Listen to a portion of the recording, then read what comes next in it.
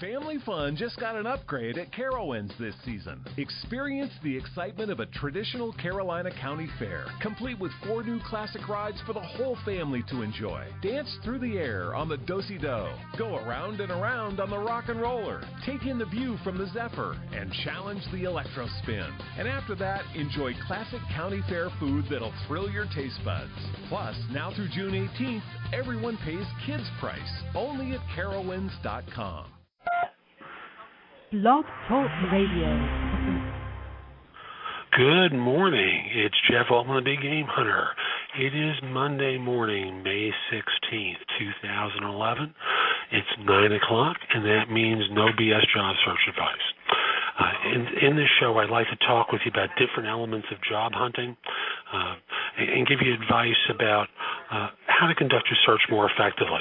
Because as a recruiter, I'm privy to seeing not just simply you, but hundreds of thousands of views in the form of resumes, phone interviews, debriefs after interviews, talking with my clients about what their impressions are of the candidates that they're meeting with.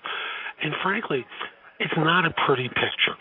Some of you are better than others, but along the way, everyone makes mistakes. One of the big mistakes that people make is not really being prepared for the worst. And I'll speak from my own experience because it's a common mistake.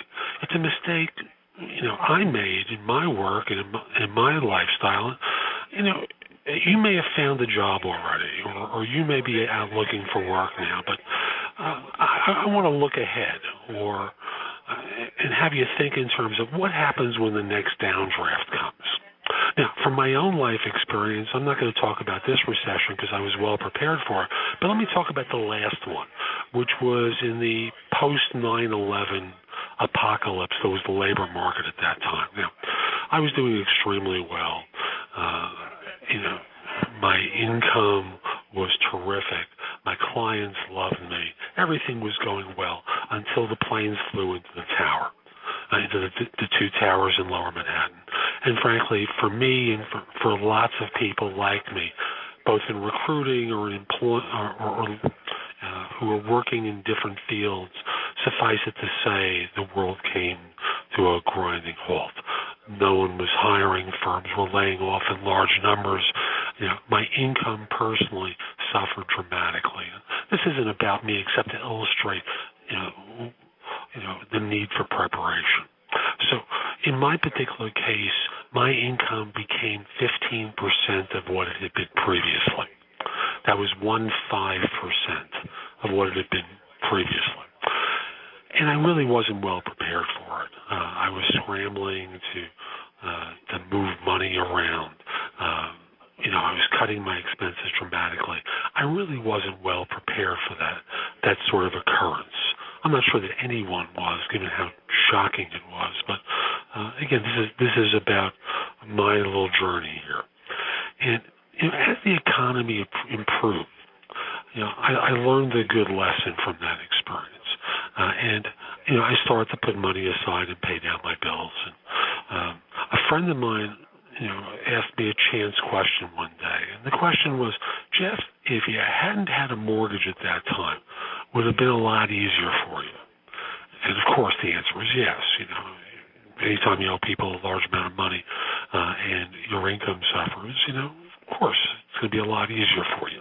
And then he continued to say, well, I haven't had a mortgage now in about 7 or 8 years. And he was also in the real estate business and owned properties around his locale and didn't have a mortgage on them either. And it kind of lit off a light bulb. So, from my own experience, I went to graduate school, met my wife there. I was paying for my own grad school experience in cash rather than borrowing money, but when I met my wife, she wasn't. So I was in the process of paying off her debt. And then we made a pretty shocking move, at least it was shocking to a lot of other people, in that we went from our home in Long Island, we were able to sell our home successfully at that time, and we moved to another less expensive house, basically taking on no debt at that point, zero mortgage, zero debt. I was able to pay off her obligations and still have money in the bank. Thus, when things hit first in 2007, when we all heard the term subprime mortgage for the first time, I was completely without debt. And thus, when the financial markets collapsed entirely in 2008, it was pretty obvious to me how difficult things were going to be in my line of work and throughout the country. So I, at that point, had quite a bit of cash available to me, no debt whatsoever, and had been able to ride out what has clearly been a bad labor market by doing this. So I want to offer some suggestions to you for things you could do to prepare for the next calamity. Because one thing that I've come to realize, and I learned the hard way, is as good as things will be, things change. They're not permanent that way. Some of you are going to get great jobs now, and you may lose them through no fault of your own. The economy changes, and you just have to be prepared for those sort of downdrafts. So here's a couple of things that I would encourage you to do now while it's in your mind to reduce your debt and be prepared for the next downdraft. And the first thing is, of course, eliminate your credit card debt. For those of you with credit card bills and mortgages, I'm sure the last couple of years have been hard for you. And in terms of paying off credit cards, there's different kinds of advice. There's the advice that tells you to get rid of your high-interest cards first. There's the kind of advice that tells you to get rid of your lowest debt first, regardless of the percentage that you're paying, so that you have the feeling of success from having paid down your credit cards. Whichever one you do, just get rid of it. It's the simplest thing I can tell you. Get rid of your credit card debt. It's costing you a lot, and if you don't have a job, it's real painful to wind up having to do it. So just get rid of it. And then from there, make a commitment to yourself and have your family make the commitment to take on no additional debt. If you have to pay off credit card bills for 20 years, obviously cost you a fortune. Don't take on any more credit card debt. Next thing, the third thing is pay off your mortgage or try to move to a lower cost house. For me, not having a mortgage payment just basically meant I was paying real estate taxes for a few years. And thus it allowed me, when we decide to now move again, to be able to make a tough decision to sell our house at a loss so that we would have the freedom to move to our next place in North Carolina. So, it's not going to be easy if you decide to do this because things are different than what they were a few years ago. But try and pay off your mortgage or try moving to a lower cost house. From there, the fourth thing is save money. While you pay down your debt, just try to save money in accounts that you don't touch, specifically intended for emergencies like a job loss. Without a cushion and with debt, basically you'll sink. But with a cushion, even if you have a little bit of debt, you can buy time for yourself, and that's what you really need when a crisis hits. The fifth thing to consider, and this one I'm going to call consider because it's really up to you as to whether you do this, is increase your income and save it. Now, the easiest way to increase your income is to change jobs. And I want to give you a simple scenario. If you change jobs twice in the next 5 years and earn $10,000 more each time and received a 3% raise in years 2 through 5, basically you'd be ahead over $61,000 in gross income. And even if you paid 50% taxes on it, you'd still be up $30,000 for having done that. And that's with a modest 10% increase, and that's with a modest 3% increase per year. It's come review time. And of course, you can start a small business on the side, and you can save even more. But try and increase your income. And the last point I want to suggest to you is stop buying crap.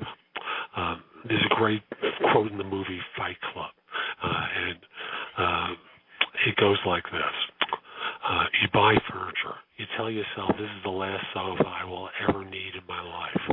Buy the sofa, then a couple of years, you're satisfied that no matter what goes wrong, at least you've got your sofa issue handled. Then the right set of dishes, then the perfect bed, the drapes, the rug. Then you're trapped in your lovely nest, and the things you used to own now own you. I'm not telling you to live with torn, old, ugly stuff, but a lot of people just buy things impulsively and stop acting like an adult. Set priorities for yourself. Don't just buy something to feel good or because you want it now. Kids do that. You have to think ahead to what happens the next time the economy goes south, because it will. It always has. So it always will. So just get ready for it and implement some of these changes. Ideally all 6, but implement change so that you're ready for the next time. Okay? So in the meantime, let me talk about some of the positions I'm recruiting for and remind you that if you're qualified, interested, and available, email your resume to me at thebiggamehunter@cisny.com. Always feel free to forward this audio to someone or tell them to contact me if they might fit this role better than you might. And I also want to say that if you don't fit any of these jobs, feel free to send your resume to me, but in the subject line, just use the phrase on spec. So first position is for solutions architect in northern New Jersey, where they require someone with banking background and a background with business intelligence and data warehousing, who's able to go in and define architectural solutions, develop roadmaps and such. That's paying to about $115 on a base plus bonus. And in St. Louis, I have a position. Actually, I have the same job basically in St. Louis and in San Francisco, and also in Detroit. So take a closer look. Healthcare backgrounds required. Again, business intelligence and data warehousing. These will go to about $130 on a base plus bonus. Program managers with that kind of a background. In San Francisco, you'd be running a PMO. So you don't need to be quite as technical as you might in the other 2 locations. The other 2 were St. Louis and Detroit. In Indianapolis, I need someone with a BIDW background with global implementation experiences and experiences in life sciences. In Dallas, I need 2 people going up to about $130 on a base plus bonus, must have a banking background, must have business intelligence experience. In Atlanta, I need banking background, business intelligence, and data warehousing up to $115. In Cleveland, the same thing, plus some risk management experience. In addition, I have a senior WebSphere portal developer's job in New York, J2E development experience, 2 years as a technical lead, 2 years of ORM framework, 2 years of WebSphere portal background, including REST API calls, JSR 168 and 286 portlet background. This is going to about $130 on a base plus bonus. I have roles for Ruby engineers in New York. That, for those of you who know the term, it's complete form Ruby on Rails developers, going up to about $140,000 on a base for a smaller organization. It's not a little startup. They do quite a bit of business, but if you're thinking this is a large bank, it isn't. It's an internet firm. And then I've got a SQL Server developer DBA role in New York, going to about $95,000 on the base. So again, if you're qualified, interested, and available, email your resume to me at thebiggamehunter@cisny.com. Now, on my website, there's a lot of information there, and you can also receive a complimentary subscription to No BS Job Search Advice there. I publish that every Tuesday with suggestions about job hunting. You can also connect with me via Twitter. My Twitter address is The Big Game Hunter, but without the E at the end. So it's The Big Game, HUNTR. And you can receive daily tweets with other suggestions and tips and job leads that I'm recruiting for and websites I recommend for job hunters. So again, the big game hunter without the E at the end, ending with a HUNTR. So I'll be talking with you again next week with more suggestions for job hunting and giving you some no BS job search advice. And again, I'm going to talk like my dad did way back when. Save money, get rid of your debt. It's Jeff Altman. See you next week on No BS Job Search Advice. Family fun just got an upgrade at Carowinds this season. Experience the excitement of a traditional Carolina County fair, complete with 4 new classic rides for the whole family to enjoy. Dance through the air on the Do-Si-Do, go around and around on the Rock and Roller, take in the view from the Zephyr, and challenge the Electro Spin. And after that, enjoy classic county fair food that'll thrill your taste buds. Plus, now through June 18th, everyone pays kids price, only at Carowinds.com.